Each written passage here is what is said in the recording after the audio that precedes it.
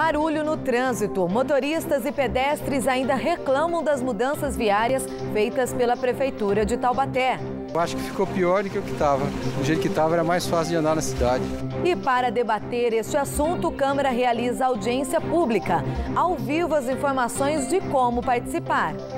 Mais uma interdição. Depois da rodoviária nova de Taubaté, é interditado agora o prédio do Departamento de Galeria de Águas Pluviais por causa de risco de desabamento. Explosões a caixas eletrônicos. Polícia investiga a relação das duas ações criminosas registradas nesta madrugada em Caraguatatuba e Paraibuna. Moradores estão com medo. Eu nunca pensei na minha vida um lugar calmo, um lugar tranquilo como esse. A pessoa se dispôs a vir fazer tremenda tragédia. Indenização. Urbã de São José dos Campos é condenada a pagar família de um homem que morreu em 2011, atropelado por caminhão de coleta de lixo. Esporte. São José enfrenta novamente o paulistano no segundo jogo dos playoffs das oitavas de final do NBB. Rebaixamento em casa. Guaratinguetá perde para o Atlético Sorocaba e cai para a Série A3 do Paulista. Hoje é quinta-feira, 9 de abril, e o Band Cidade, segunda edição, começa agora.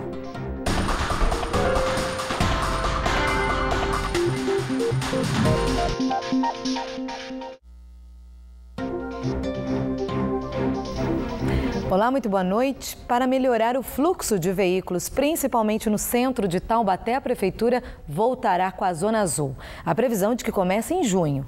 Mas, por enquanto, o trânsito da cidade continua sendo muito criticado. Só parece, mas a poeira sobre o polêmico pacote de mudanças viárias não baixou, não.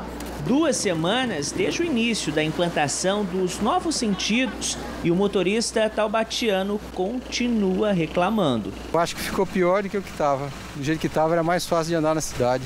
Nesse horário não tinha tanto trânsito como tem agora. Locais que eu ia que hoje eu não sei como chegar, então tem que conhecer primeiro para ver se avaliar se vai ser bom ou não. Tá meio confuso. Mais ou menos, tá meio complicado acostumar.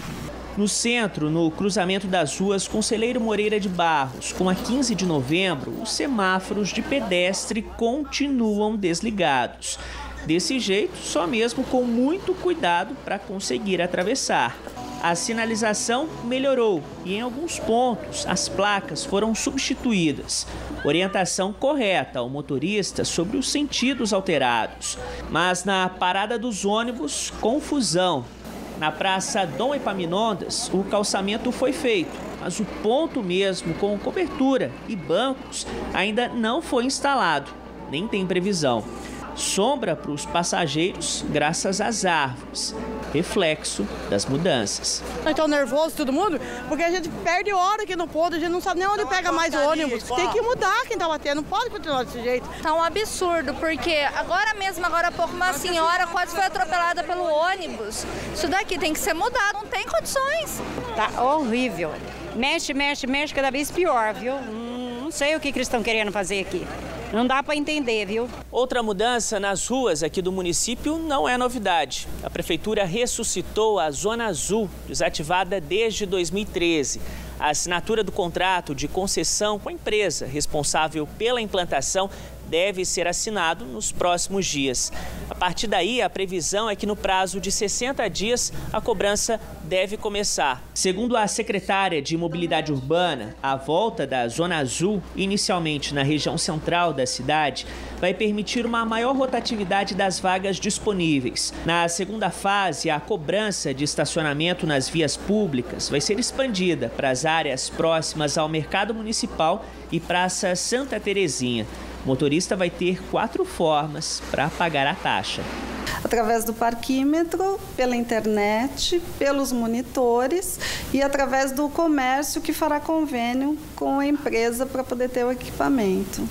Idosos e pessoas com deficiência serão isentos da cobrança. O tempo máximo de permanência nas vagas é de 2 horas. E o motorista não precisa necessariamente pagar 1 hora inteira. O valor será proporcional ao tempo de permanência na vaga.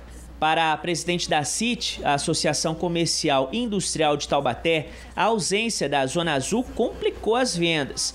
Segundo ela, muitos funcionários do comércio chegam cedo e ocupam as vagas. E o consumidor fica sem espaço para parar o carro. Ter uma dificuldade, você acaba partindo para outras opções mais práticas, mais fáceis e que perde o estímulo do comércio de rua. A empresa Chavantes de Goiânia, responsável pela implantação e manutenção da Zona Azul em Taubaté, vai investir R$1,5 milhão em sinalização e equipamentos e vai repassar 27% do valor arrecadado com a cobrança para a prefeitura, o que representa R$77 mil por mês. Esse dinheiro ele entra junto com o fundo de multas de trânsito. Então é um dinheiro próprio para sinalização viária, compra de equipamentos, semáforos, placas de sinalização, tudo que visa infraestrutura, até mesmo abertura de canteiros, de vias, tudo que é relacionado a vias públicas. É um dinheiro que ele não pode ser destinado para outro fim.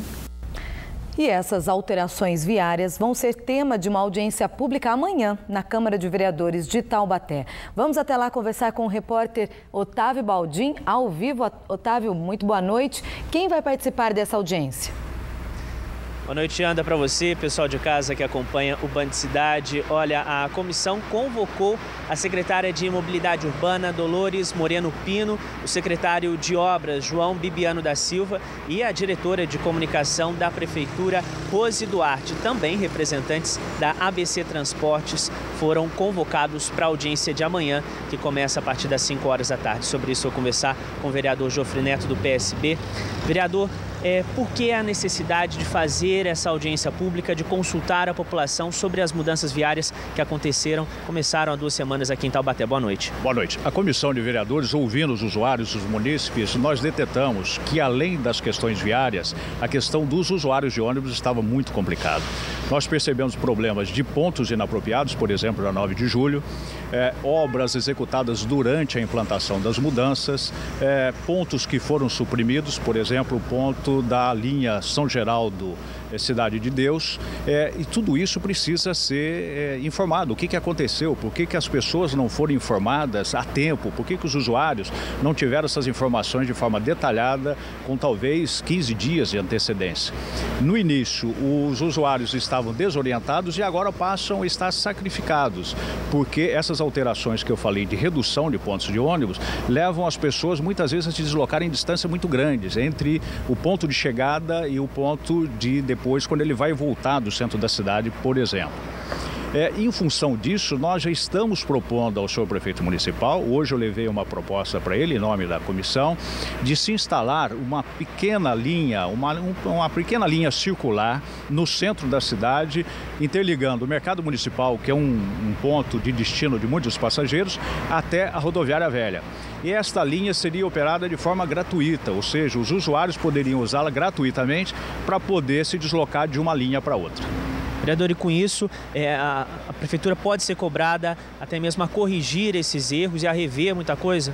Certamente a prefeitura pode rever os seus passos, já reviu em relação ao ponto da 9 de julho e nós queremos agora informações, principalmente até da concessionária, da ABC, porque ela que tinha a obrigação de informar os usuários com antecedência, treinar os seus motoristas e colocar funcionários em cada ponto de ônibus, isso não ocorreu. Vereador, obrigado pela participação do senhor aqui no Band Cidade. A audiência pública acontece amanhã às 5 horas da tarde aqui no prédio da Câmara Municipal. Gianda, a gente volta com você aí no estúdio. Obrigada, Baldim. Boa noite.